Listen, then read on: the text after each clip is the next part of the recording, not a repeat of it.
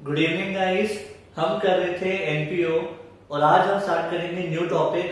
आप लोग हेडिंग लिखो, cost of goods consumed. Cost of goods consumed. सबसे पहले इसका मीनिंग क्या होता है? देखो, जब आप एनपीओ चलाते हो तो आपके भी कुछ खर्चे होते हैं। सपोज आप हॉस्पिटल चला रहे हो, चैरिटेबल हॉस्पिटल, तो जो आपने मेडिसिन प्रोवाइड करनी है पेशेंट्स को, आपने पेशेंट्स को मेडिसिन देनी है, इंजेक्शन देने हैं, तो पहले खुद भी तो खरीदने पड़ेंगे। तो जब आप खरीदोगे मेडिसिन या इंजेक्शन, आपका भी तो खर्चा होगा, राइट? एंड सपोज आप स्पोर्ट्स क्लब चला रहे हो, तो जो स्पोर्ट्स मटेरियल होता है जैसे cricket balls, bats, football, shuttlecocks, वो सब भी तो खरीदनी पड़ेंगी, तो आपका भी तो खर्चा होगा, राइट? उसके बाद मान लो ऑफिस वर्क के लिए आप स्टेशनरी कंज्यूम करते हो, पेन, पेंसिल्स, रबर्स, हाइलाइटर्स, उन सब का भी एक्सपेंस होगा। तो जो एनपीओ इन चीजों को कंज्यूम करते हैं, इन प्रोडक्ट्स को कंज्यूम करते हैं, वो उनको दिखाना है अपने एक्सपेंस में, ठीक है? मेडिसिन का भी खर्चा है, स्पोर्ट्स मटेरियल का भी खर्चा है, स्टेशनरी का भी खर्चा है, वो सब हम दिखाएंगे अपने एक्सपेंस में।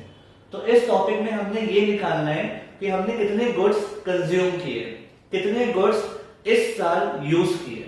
ऑब्वियसली जितने इस साल यूज करे हैं उतना ही ये खर्चा दिखाएंगे। जो इस साल कंज्यूम नहीं करा उसको मैं एक्सपेंस में क्यों दिखाऊं? एक ड्यूअल असम्पशन क्या कहती है? जो इस साल का है बस वो दिखाओ, ठीक है? तो लिखेंगे NPO consume, NPO consume consumable items, NPO consume consumable items. Example, example, stationery is used, stationery is used in the office, in the office, comma, hospitals consume medicines, hospitals consume medicines, comma, sports club consume, sports club consume sports material, sports material, full stop. In such a case, in such a case, we will calculate amount consumed, the amount consumed slash used, कितना consume हुआ या use हुआ during the year, during the year, and it will be shown, and it will be shown under expenditure, it will be shown under expenditure। जितना भी consume किया उसे expenditure में दिखाना है, full stop.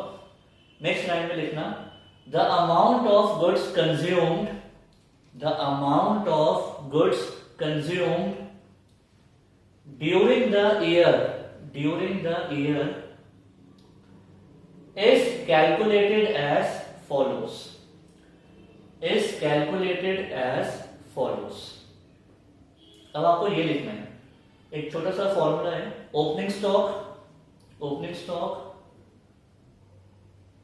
Plus purchases, plus purchases, इसमें cash भी होंगी और क्रेडिट परचेज भी होंगी, कैश क्रेडिट दोनों, minus closing stock, minus closing stock, और जो आंसर आएगा वो होगा गुड्स कंज्यूम्ड, गुड्स कंज्यूम्ड। और इसका मीनिंग क्या है पहले वो समझाता हूं आपको। सपोज आपका ओपनिंग स्टॉक है मेडिसिन का 1 लाख, आपके पास 1 लाख की मेडिसिन पड़ी हुई है हॉस्पिटल में, ठीक है? 10 लाख की आपने और परचेज कर ली, 10 लाख की और परचेज कर ली। अब बताओ मेडिसिन कितनी होगी? 11 लाख की होगी, ठीक है? एंड 3 लाख की मेडिसिन साल के एंड में बच गई जो यूज नहीं हुई। 11 लाख में से 3 लाख की यूज नहीं हुई, ठीक है? तो आप बताओ यूज कितनी हुई? अगर 11 में से 3 की यूज नहीं हुई तो गुड्स कंज्यूम्ड हुए 8 लाख, ठीक है? तो इस साल के एक्सपेंस में मैं बस 8 लाख दिखाऊंगा, जो यूज ही नहीं हुए उसको मैं एक्सपेंस में क्यों दिखाऊं? वो जब यूज होंगे तब दिखाऊंगा, ठीक है? पॉइंट क्या है? Opening stock plus purchases total सामान आ गया 11 लाख का, उसमें से जो यूज नहीं हुआ उसे माइनस कर दो, क्लोजिंग स्टॉक को माइनस कर दो, जो बचा हुआ है, ठीक है। तो बाकी जो आंसर आ गया वो हमने कंज्यूम किया, उसको मैं दिखाऊंगा अपने एक्सपेंस में। समझ पा रहे हो? लिख लो। जो हमने फॉर्मूला सीखा है कॉस्ट ऑफ गुड्स कंज्यूम्ड का, उसके according opening stock plus purchases minus closing stock it gives goods consumed. But इतना इजी तो आएगा नहीं। आपको ओपनिंग स्टॉक और क्लोजिंग स्टॉक तो दिया होगा, बट परचेजेस नहीं दिए होंगे, परचेजेस मिसिंग होंगी, आपको खुद निकालनी है। कैसे निकालोगे? परचेजेस के लिए हम बनाएंगे creditors account.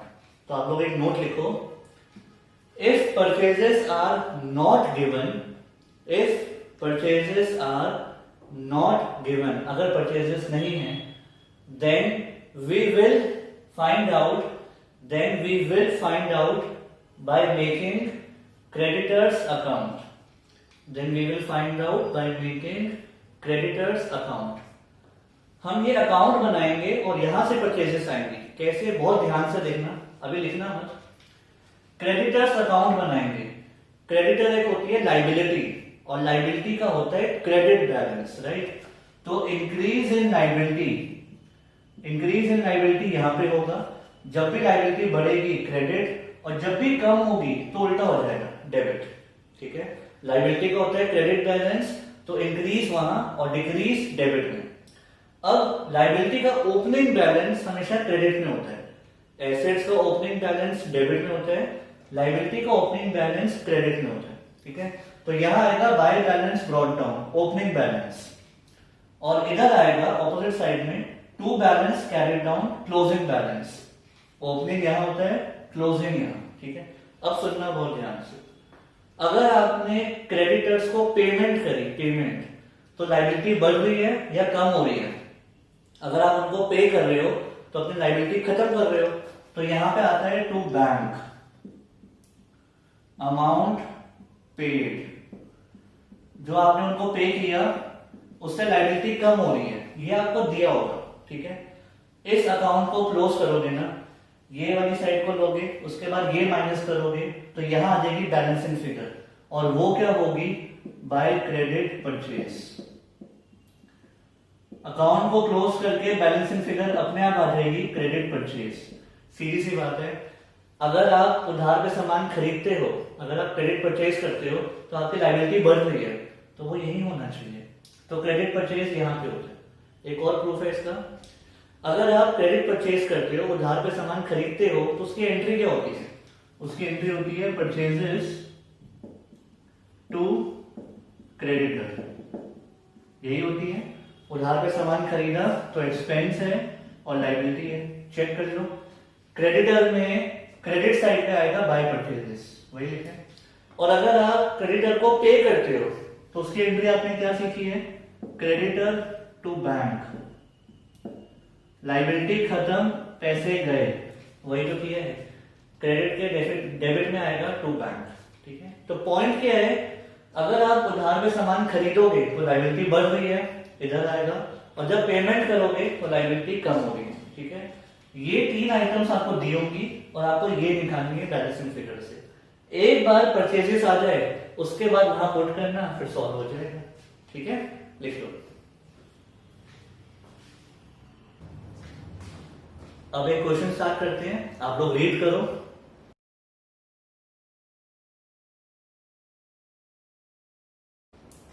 On the basis of following information, calculate amount that will appear against the item stationery used।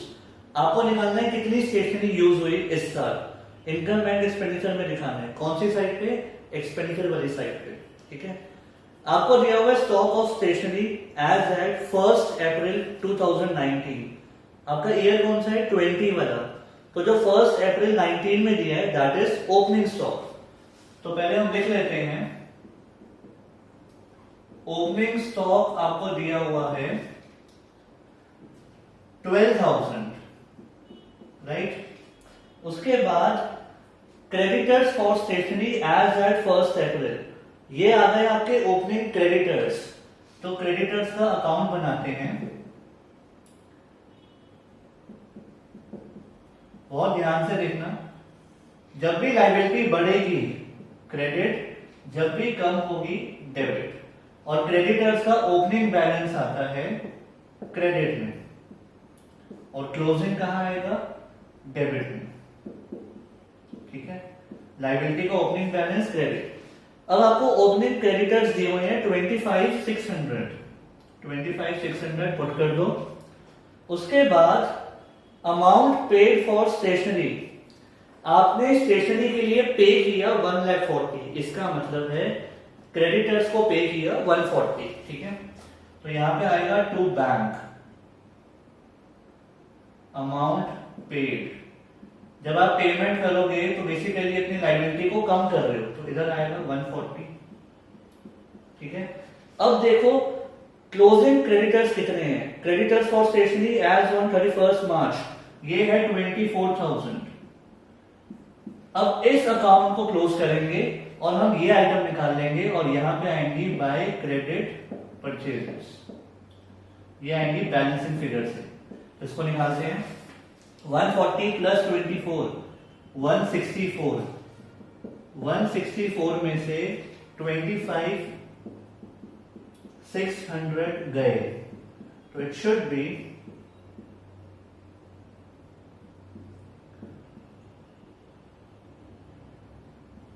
138,400।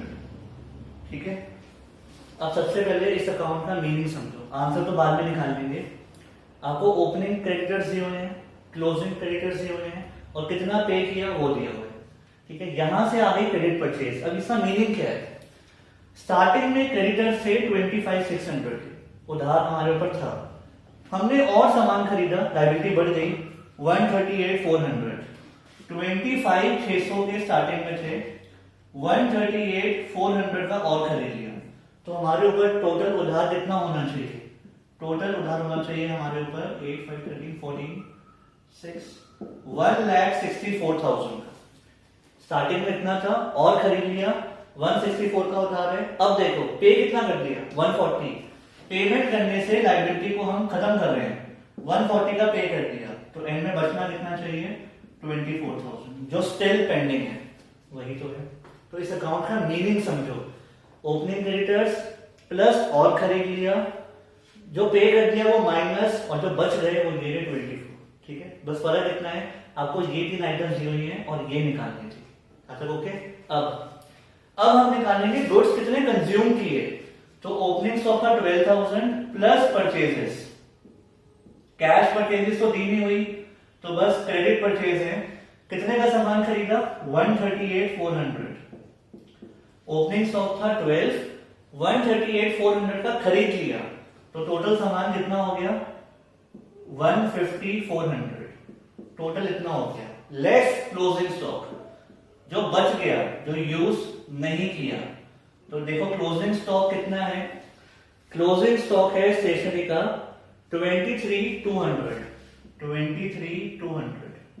तो यहां से आ जाएगा गुड्स कंज्यूम्ड 127,200, ये आ गया स्टेशनरी कंज्यूम्ड या फिर यूज्ड। ठीक है, तो सबसे पहले क्रेडिटर्स के अकाउंट से क्रेडिट परचेज निकाल दो, उधार में जो खरीदा, फिर opening stock plus purchases minus closing stock कर दो, स्टेशनरी यूज्ड या कंज्यूम्ड आ जाएगी। ठीक है, ये लिख लो और नेक्स्ट क्वेश्चन आप ट्राई करना।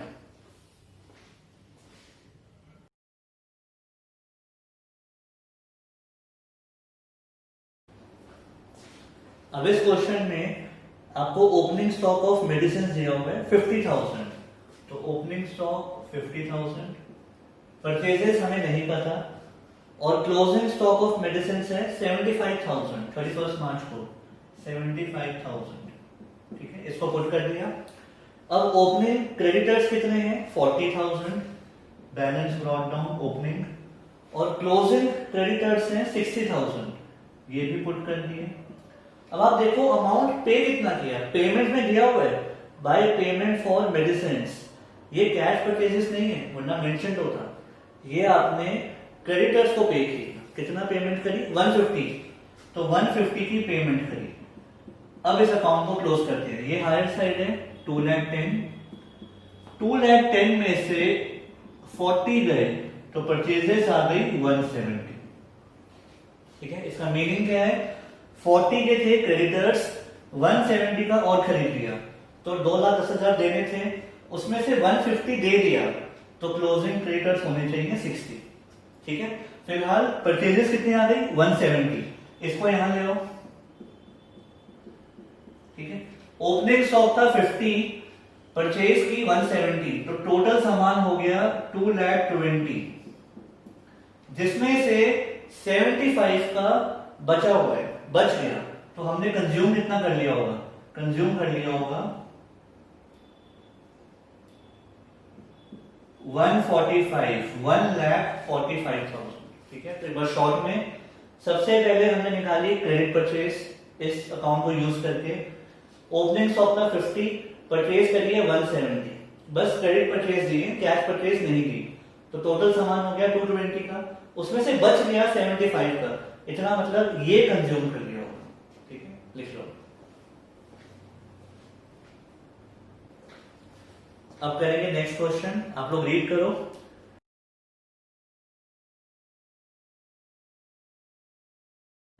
Opening stock of medicine 1 lakh, opening stock दिया हुआ है 1 लाख। ओपनिंग क्रेडिटर्स, क्रेडिटर्स का ओपनिंग बैलेंस है 90,000। ठीक है, कैश परचेजेस, इसे करो अंडरलाइन, कैश परचेजेस दी हुई है 3 लाख, तो इस बार परचेजेस में आपको कैश वाली भी दी है 3 लाख, अब तक नहीं दी हुई थी बट अब दी हुई है। ठीक है, closing stock of medicine 150, closing stock है 150, और क्लोजिंग क्रेडिटर्स हैं 1,30,000, क्लोजिंग क्रेडिटर्स हैं 1,30,000।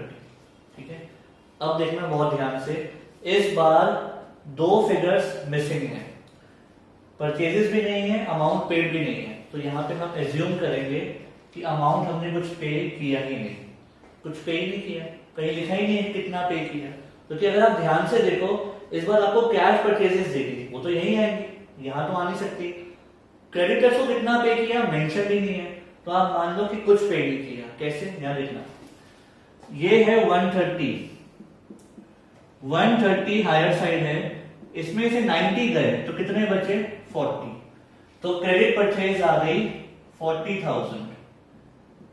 पॉइंट क्या है, 90,000 के थे ओपनिंग क्रेडिटर्स, 40 का सामान और खरीद लिया, तो क्रेडिटर्स कितने हो गए 130 जो हमने पे करने हैं, बट हमने कुछ पे ही नहीं करे, तो क्लोजिंग भी कितने होंगे 130, मतलब जितने क्रेडिटर्स थे पूरे के पूरे पेंडिंग है, हमने कुछ भी पे नहीं करा, एज नथिंग इज मेंशन्ड। ठीक है, तो ऑब्वियसली आपको इसको जीरो एज्यूम करना ही पड़ेगा।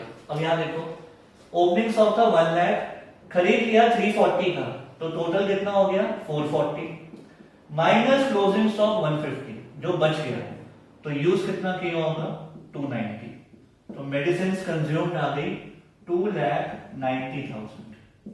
ठीक है, तो इस क्वेश्चन में हमने इस अमाउंट को जीरो लिया है क्योंकि कुछ मेंशन नहीं है, कुछ पे ही नहीं किया, कहीं लिखा नहीं है, और जो ये था कैश परचेजेस वो तो यहीं पे आना है, उसको हम यहाँ पे लिखा नहीं सकते। क्लियर, लिख लो।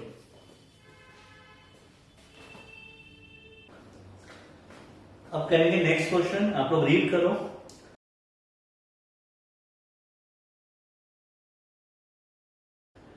सबसे पहले इसमें दी हुई है by payment for sports material, cash purchases नहीं बोला, पेमेंट बोला है, तो यहाँ पे ये एज्यूम होगा क्रेडिटर्स को पे किया, कितना 140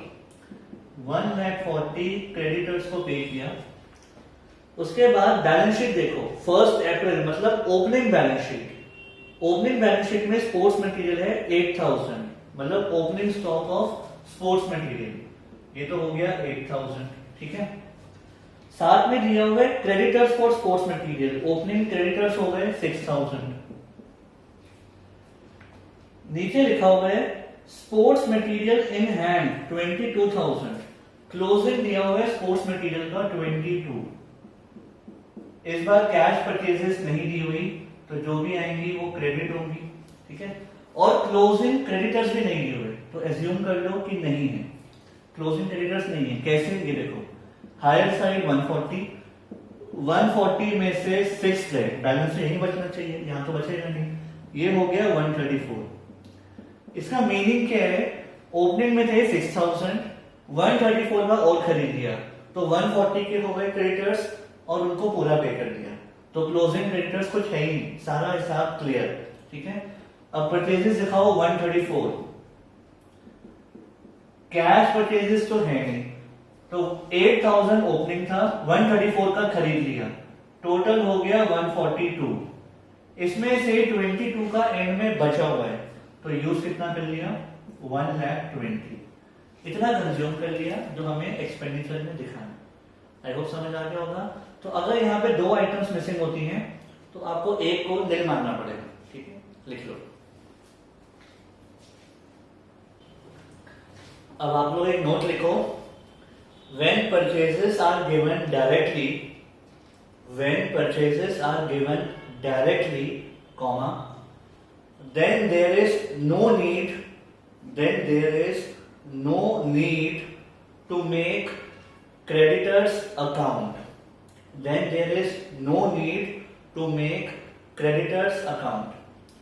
अब इस नोट का क्या मीनिंग है वो हम डायरेक्टली क्वेश्चन में समझते हैं।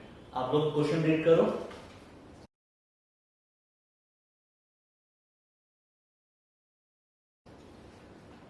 आपको स्टॉक ऑफ मेडिसिन दिया हुआ है 1 अप्रैल 2019, मतलब ओपनिंग स्टॉक 175,750, तो ओपनिंग स्टॉक आ गया 175,750। ठीक है, क्लोजिंग स्टॉक भी दिया हुआ है 144,650, क्लोजिंग स्टॉक दिया हुआ है 144,650। आगे देखो, क्रेडिटर्स दिए हुए हैं ओपनिंग और क्लोजिंग, एक बार के लिए पुट कर देते हैं। क्रेडिटर्स ओपनिंग है 15,06,900, ठीक है, और क्लोजिंग है 18,20,700। ओपनिंग भी दिए हैं, क्लोजिंग भी दिया है। आगे देखो, medicine purchase during the year 60,80,700। आपको मेडिसिन परचेज दी हुई है। एक बात बताओ, हम क्रेडिटर्स अकाउंट क्यों बनाते हैं? ये परचेजेस निकालने के लिए, ये तो दी हुई है। ठीक है, ऑब्वियसली ये कैश परचेजेस नहीं है, वरना मेंशन्ड होता। हम ये वाला अकाउंट बनाते हैं ये निकालने के लिए, ये तो दी हुई है। तो अब अगर आप इस अकाउंट को बनाओगे, ये वाली फिगर दी है, ये भी दी है, ये भी दी है, तो फिर मिसिंग फिगर क्या हो गई, अमाउंट पेड। बट वो निकाल के अभी हम क्या करेंगे, हमारा यूज का ही नहीं है। हमें अभी क्या चाहिए, परचेजेस, वो डायरेक्टली दी हुई है। तो पॉइंट ये है, अगर आपको परचेजेस डायरेक्टली दी हुई है तो ये अकाउंट बनाने की नीड नहीं है। अपना टाइम सेव करो, डायरेक्टली पुट करो। ठीक है, कितनी है, 60,80,700। बट ये है क्रेडिट परचेज, क्योंकि क्रेडिटर्स की इंफॉर्मेशन दी हुई है। अगर कैश परचेज होता तो मेंशन होता। ठीक है, इसको सॉल्व करो, आंसर आ जाएगा, इसकी कोई नीड नहीं है। ओके, लिख लो।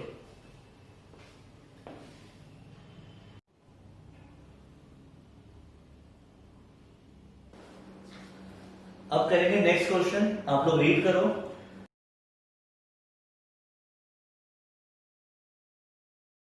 इसका first part, amount paid for stationery during the year 5400।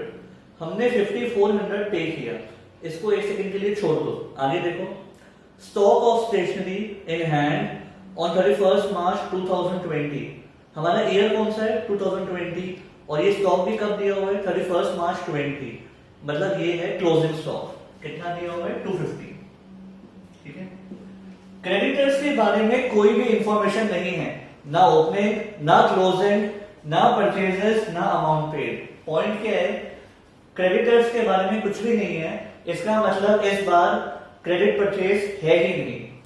जो स्टार्टिंग में लिखा है ना, अमाउंट पेड फॉर स्टेशनरी, इसका मतलब आपने स्टेशनरी खरीदी, कैश परचेज होगी। यहाँ पे ये एज्यूम करना है कि ये कैश परचेज है। रीजन, क्रेडिटर्स के बारे में कोई भी इंफॉर्मेशन नहीं है, तो क्रेडिट परचेज नहीं मानी जाएगी। जो हमने अमाउंट पे किया है ना, वो स्टेशनरी को खरीदने के लिए पे किया है। ठीक है, कितना, 5400। तो अब सुनना बहुत ध्यान से, ओपनिंग स्टॉक आपके पास है नहीं। ठीक है, आपने 5400 की स्टेशनरी खरीदी, जिसमें से 250 की बच गई, एंड में बच गई, यूज नहीं हुई, तो यूज हुई कितनी? 5150। ठीक है, ये हो गई आपकी स्टेशनरी कंज्यूम्ड। यहां पे इंफॉर्मेशन नहीं है, इसीलिए क्रेडिट परचेज नहीं मान रहे। जो आपने अमाउंट पे किया है वो कैश परचेज होगा। ठीक है, अगर आपको डाउट आया कि सर अमाउंट जो हमने पे किया है वो ये वाला होगा, तो भी कुछ नहीं हो सकता, क्योंकि आपके पास ना बैलेंस ब्रॉट डाउन है, ना सीडी है, ना क्रेडिट परचेज के बारे में कुछ मेंशन है। ठीक है, तो क्रेडिटर्स को बिल्कुल हटा दो, है ही नहीं। अमाउंट जो पेड है वो कैश परचेज के लिए, ये एजम्पशन है। ठीक है, लिख लो।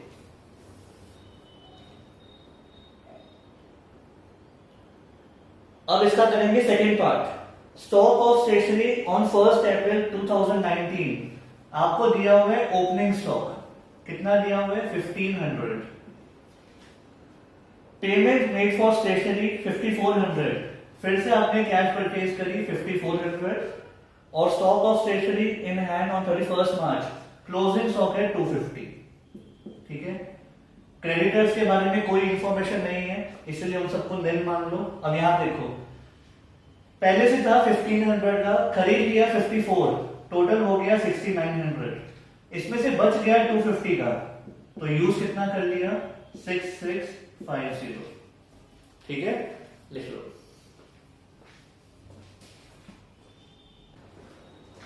अब इस क्वेश्चन का लास्ट पार्ट।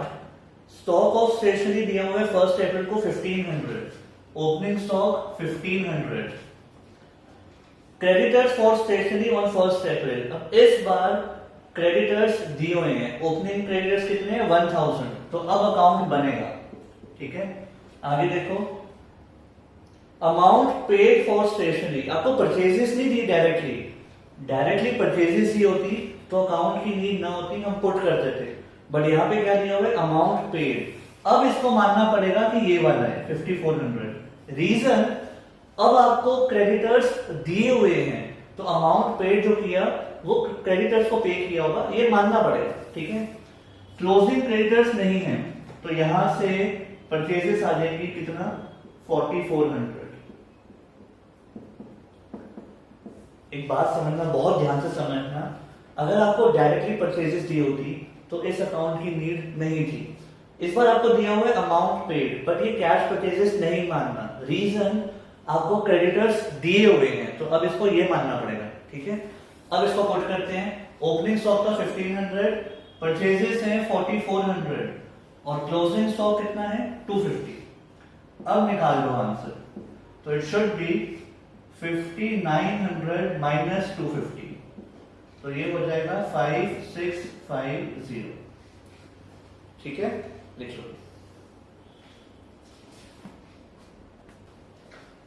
सो गाइस, आज के लिए इतना ही, बाकी हम करेंगे नेक्स्ट क्लास में। सी यू।